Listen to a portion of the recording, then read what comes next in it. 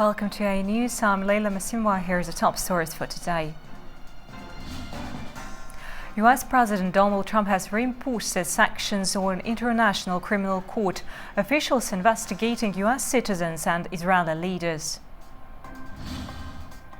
Countries staying committed to climate plans after US Paris Pact exit, United Nations climate chief says.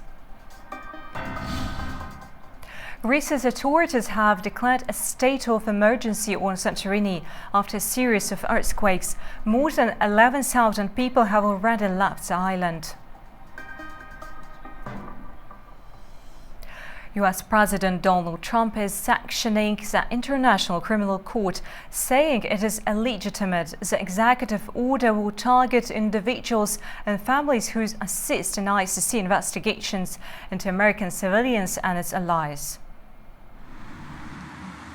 U.S. President Donald Trump has imposed sanctions on the International Criminal Court. He's targeting people who work on ICC investigations of U.S. citizens or U.S. allies. The move coincides with a recent visit to Washington by Israel's Prime Minister Benjamin Netanyahu.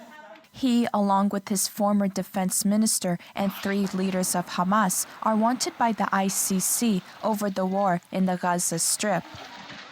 The decision to issue an arrest warrant against me, the democratically elected Prime Minister of the State of Israel, and our former defense minister, was made by a rogue prosecutor who's trying to extricate himself from sexual harassment charges, and by biased judges who are motivated by anti-Semitic sentiments. As well as Prime Minister Netanyahu, Russian President Vladimir Putin has also been issued with an arrest warrant. But how likely will they be arrested? The truth is that only with a change of government, and a pretty radical change of government in both those states, would you get into a situation where Netanyahu or Putin was arrested and surrendered to the ICC. But these things do happen. A week can be a long time in politics, and one can go from being a respected statesperson to being a war criminal. The 125-member ICC is a permanent court that can prosecute individuals for war crimes, crimes against humanity, genocide, and the crime of aggression against the territory of member states or by their nationals. The United States, China, Russia, and Israel are not members.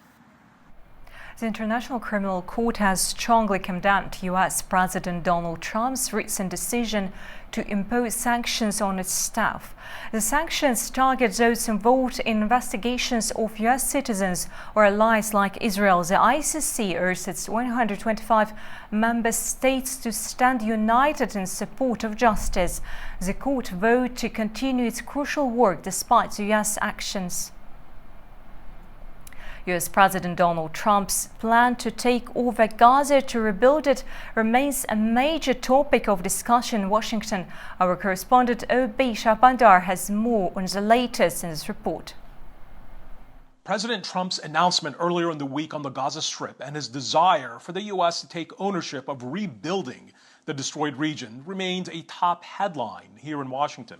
President Trump made that announcement with Israel's Prime Minister Benjamin Netanyahu standing by his side on Tuesday in front of American and international media. The president and his team have since provided some clarification on what he meant. In a social media post earlier today, the president said that no American soldiers would be deployed into Gaza and that the United States, working alongside development teams from around the world, would slowly and carefully begin construction of what the president called, quote, the most spectacular developments on Earth. President Trump wants action. That's what one of his senior administration officials told the media here in Washington. Trump's advisors have said that the president has been talking about relocation and rebuilding in Gaza for weeks, and that he wants a bold action in place that would enable Palestinians in Gaza to live in safety and prosperity.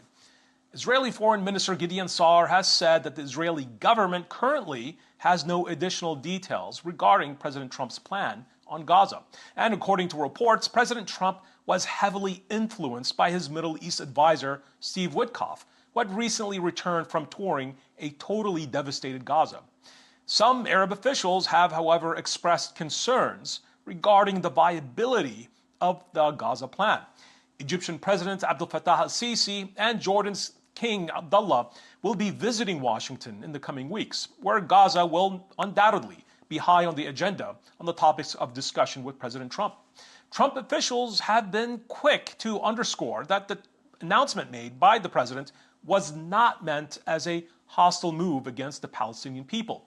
Secretary of State Marco Rubio and National Security Advisor Mike Waltz have said that a temporary relocation of Gaza's inhabitants will be necessary due to the thousands of unexploded bombs and unsanitary conditions of destroyed infrastructure in the Gaza Strip. One senior advisor to the president told the Washington Press that, quote, Trump is a builder. What he wants is a negotiation for peace. So everything is on the table. I'm Uwe Shabander, here in Washington, reporting for A News. A fierce winter storm hit the Gaza Strip overnight. Despite the damage, residents remain determined to stay following US President Trump's controversial announcement on the future.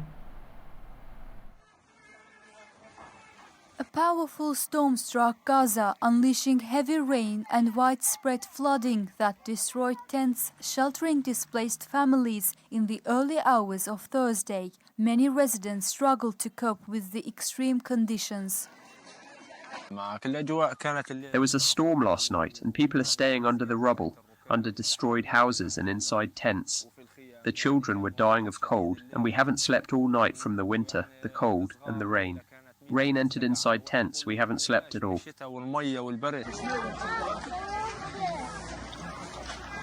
While US President Donald Trump's announcement has raised uncertainty, Gazans are determined to stay despite the challenges. We are steadfast in our land.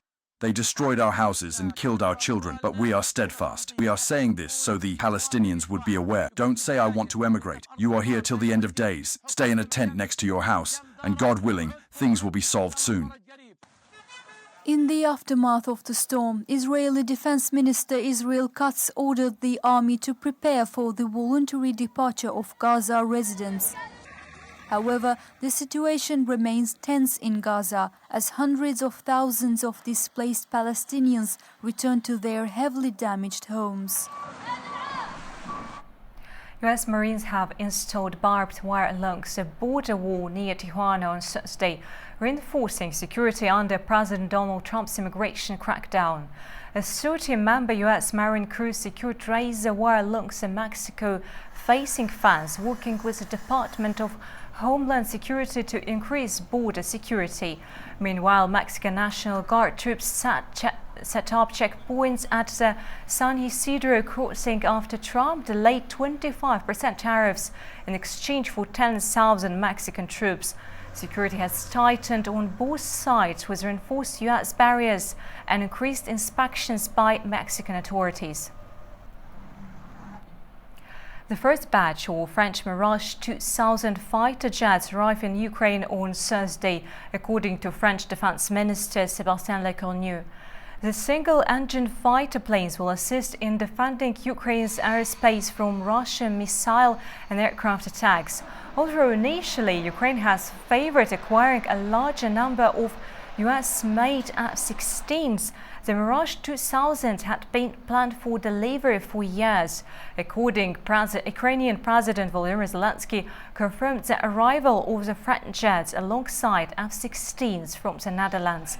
It's a part of a broader effort by European allies to bolster Ukraine's defense amid the ongoing war with Russia. Russia's defense minister says it's conducting stealth drills with its Yars intercontinental ballistic missiles in the Volga region. The nuclear missiles, which can be moved on tracks or deployed in silos, are a key part of Russia's defense strategy. The minister says the missiles are camouflaged and moving up to 100 kilometers on combat patrol routes. Similar drills were held last year as a warning to the West.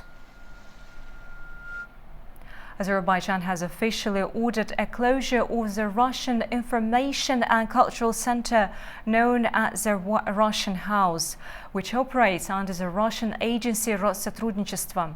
According to the Azerbaijani Foreign Ministry, the decision was made after authorities found the center was not legally registered and had repeatedly violated national laws.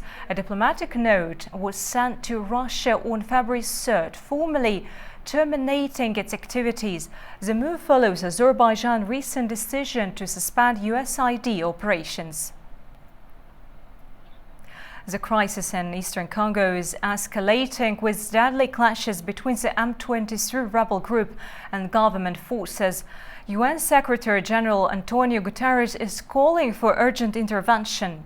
UN Secretary General Antonio Guterres urged mediation in the eastern Congo crisis ahead of two meetings on the Rwanda-backed M23 rebel offensive. Clashes between M23 and Congolese government escalated in January, with UN reporting at least 2,800 deaths in Goma. It's time for mediation. It's time to end this crisis. It's time to peace. The stakes are too high, and we need the active and constructive role of all players, namely neighboring countries, sub-regional organizations, the African Union, and the United Nations. Let us all act together for peace. Thank you. Kenyan police forces arrived in Haiti's capital Port-au-Prince, joining a security mission. Struggling to contain escalating gang violence, the deployment comes as US unfreezes funds to support the operation. More than 100 Kenyan police officers have arrived in Haiti's capital to provide security after an increase in gang violence. Gangs, armed with weapons largely trafficked from the U.S., have united in the capital, Port-au-Prince, and now control most of the city. Haitians were concerned for the security mission led by Kenya after the funding was delayed. U.S. President Donald Trump had frozen $13.3 million in aid for the nation, but the U.S. State Department has since approved $40.7 million of funds. The battle we face today is a battle between good and evil, because the gangs that rape and kill children are evil. We in the government, together with our partners who are helping us, are motivated to end insecurity. Everyone has honored their promises, and we are in the process of receiving what they promised us. We have the human resources, and we will have the necessary equipment. We will give the population what they have asked for. Its first request, security. It comes as more than 1 million people are displaced in the country in need of humanitarian aid, according to the United Nations. Around 400 Kenyan officers were deployed in the middle of last year, far below the promised 1,000. Today's police join personnel from Jamaica, Belize, and El Salvador. Greece has declared a state of emergency for the island of Santorini. It's after the ongoing seismic activity in the southern Aegean Sea since February the 1st. The Greece's Ministry of Climate Crisis and Civil Protection announced that the state of emergency in Santorini will remain in place until March 3rd. Seismic activity continues in the sea area between Santorini and Amorgos, maintaining the same frequency as recent days. Several areas of Santorini have been cordoned off due to the risk of landslides. A team of engineers from Athens has arrived on the island to assess public buildings and schools. Army, fire service and police units have also been deployed to the island. Greece is one of Europe's most earthquake-prone countries, but seismologists have said the high level of activity is unprecedented and may last weeks or months. The experts say the tremors are unrelated to volcanic activity in the Aegean Sea, but are unable to say whether they could lead up to a more powerful earthquake. Santorini was formed in its current shape following one of the largest volcanic eruptions in history in around 1600 BC. As the United States moves to leave the Paris climate agreement, the United Nations climate chief Simon Still urged countries to strengthen their climate commitments and accelerate efforts toward clean energy. He made the comment in his first speech of the year in Brussels on Thursday. The United Nations is urging countries to strengthen their climate plans despite the US's decision to withdraw from the Paris Agreement. In a speech in Brazil on Thursday, UN climate chief Simon Still said that other countries are stepping up to lead the clean energy transition. He says there are opportunities for green investments to create jobs and reduce pollution. A country may step back, but others are already stepping into their place to seize that opportunity and to reap the massive rewards. Stronger economic growth, more jobs, less pollution and far lower health costs, and more secure and affordable energy. Still says the finance agreement at the last COP29 in November in Baku is the first hurdle, but says it's just the beginning and that work towards reducing pollution must continue. The new global climate finance goal we agreed in Baku was an important step forward. It will clearly not initially meet every need, but $300 billion is a baseline, not an end line. Still says that not all the commitments have been met and calls upon leaders to focus on tangible results rather than speeches. At COP29, it was agreed to financially support countries hit hard by the impact of climate change by 2035. US President Donald Trump says the Paris Climate Agreement doesn't align with US values. He claims it unfairly redirects taxpayers' money to countries that don't need financial aid. He says the US should focus on its own success in balancing economic and environmental goals, serving as a model for other nations. Bogotà's streets emptied of private cars and motorbikes. The city marked Car-Free Day, an annual effort to reduce pollution and promote alternative transport. Authorities expect lower air and noise pollution levels, while many residents called for more frequent events. The sound of car horns and traffic gave way to the hum of bicycles and pedestrians filling the streets. In Bogotá, Colombia, private vehicles were banned for the day. Only public transport, emergency services and a few authorized vehicles allowed. Residents turned to bicycles, scooters and buses as the city promoted alternative transport. This is excellent. The best thing that has been done in this country for a long time has been to have a day dedicated to the environment, to decontaminate a bit, to look at us, cyclists. I mean, for me, this is a success, a complete success. I always applaud that they do it. Hopefully it can be done more often. Officials said the event aimed to cut air pollution, expecting a drop in harmful fine particles. Today we are expecting reductions in fine particles 2.5, which are the one affecting human health the most. We are also expecting significant reductions in noise. We have a shocking figure: 89% of the city's noise comes from transportation sources, so on the car-free and motorbike-free day, we are hoping that the noise will be mitigated for the well-being of all citizens. Noise pollution was also a focus, with authorities noting that nearly 90% of city noise comes from transport. Many residents welcomed the initiative. Cyclists and electric bike users called for more car-free days, saying it improves air quality in urban life. Personally, so far, it has worked really well. Let's say in terms of noise, it has been great because it has improved a lot. Comfort for pedestrians, for cyclists, for those of us on scooters, it works well. Honestly, I have liked it a lot. I see that it is an initiative that works for the city, that gives the city a break. Some commuters highlighted the ease of movement and the quieter city. Authorities say the event supports long-term climate goals and sustainable mobility. Amazon shares stumbled as much as 5% in after-hours trade late Thursday. The drop came after the e-commerce titan reported numbers that did not go well on Wall Street. Amazon shares fell 5% in after-hours trading Thursday after disappointing earnings. Amazon's cloud computing division reported a 19% growth rate, missing analyst estimates.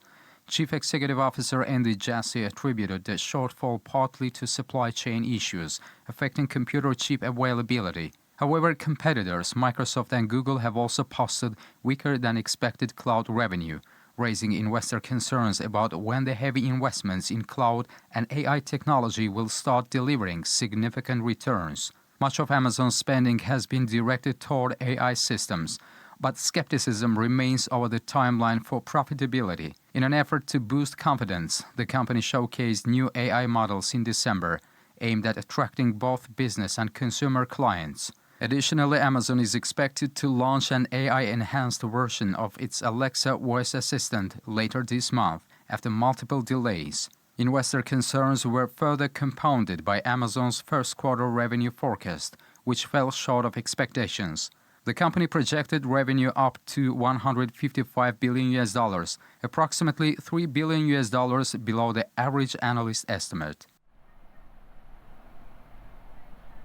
A 12-foot bronze statue of Cristiano Ronaldo created by artist Sergio Fornari was unveiled in Times Square to celebrate the soccer star's 40th birthday. Fans gathered in Times Square to honor Cristiano Ronaldo with the unveiling of a 12-foot bronze statue, celebrating the soccer star's global influence and career. I think he's the best player of the world, and nobody can play like him. The way he plays, Europe, Spain, anywhere he goes, he plays the same. Now in Al-Nassr, he's the number one too. So that's the best to me in the world, Ronaldo. The celebration was met with excitement from fans who consider Ronaldo not only a great player, but a role model. For many, the statue represents not just Ronaldo's achievement, but the values he stands for. It's not only because he's a great player, because he did something very fantastic, but it's more because he is like a role model. So he's kind, his work ethic, his values. So it's something that I want for me, and also I am teaching to my daughter. As the statue starts its global tour, Ronaldo's legacy keeps inspiring fans all over the world, both on and off the field. You are watching A News. Thank you for staying with us.